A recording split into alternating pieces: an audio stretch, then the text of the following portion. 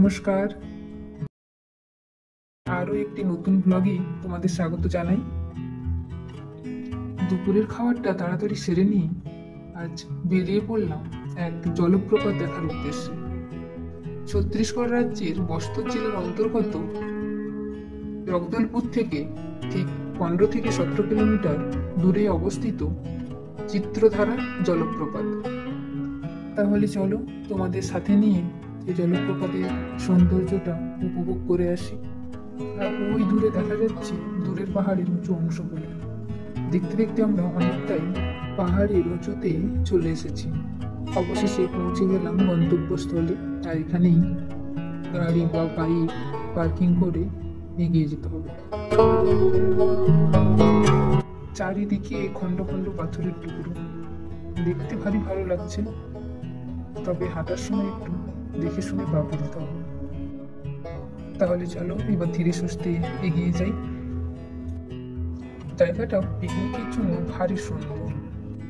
Picnic করার জন্য কিছু ব্যবস্থাও রয়েছে, তবে যে কথাটা না বললে নয়, এখানে এলে সাথে করে জল ও কিছু শুকনো খাবার রাখলে ভালো হয়, কারণ এখানে তেমন কোনো খাবার বা জলের দোকান নেই। বৃষ্টির ফলে উপরের অংশের জল ঝর্ণা হয়ে নিচের দিকে বয়ে যাচ্ছে। আর এই হয়েছে ফটো তোলার এক যুগ। ফটো তোলার জন্য বিপদকে উপেক্ষা করেও কেমন ধারে দাঁড়িয়ে রয়েছে, নিষেধ করলেও শুনছে না। কি আর করা যাবে, চলো ধীরে ধীরে নিচের দিকে যাই, এখন আসল সৌন্দর্য দেখা বাকি।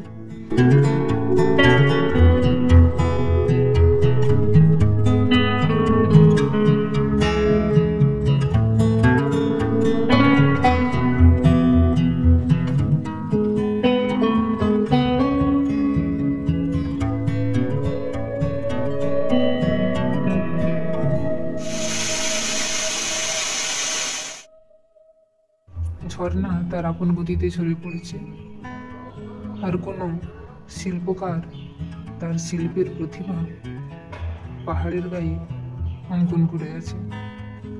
সব মিলিয়ে মিশিয়ে পরিবেশটা খুবই সুন্দর লাগছে।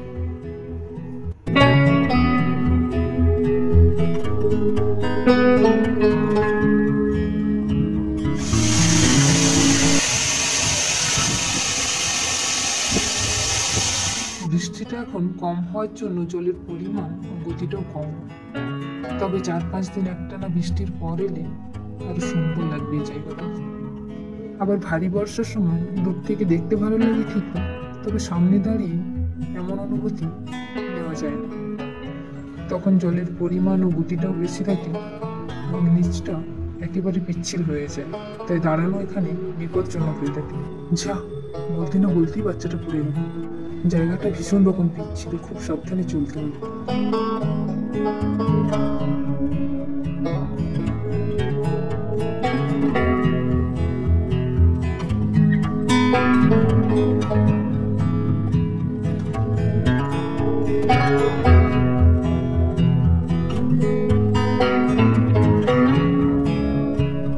তবে আমার মনে হয়, যেহেতু এটা পাহাড়ি এলাকা আর জনবসতিও তেমন নেই, তাই সন্ধে নামার আগেই সবার বাড়ি ফিরে যাওয়া উচিত।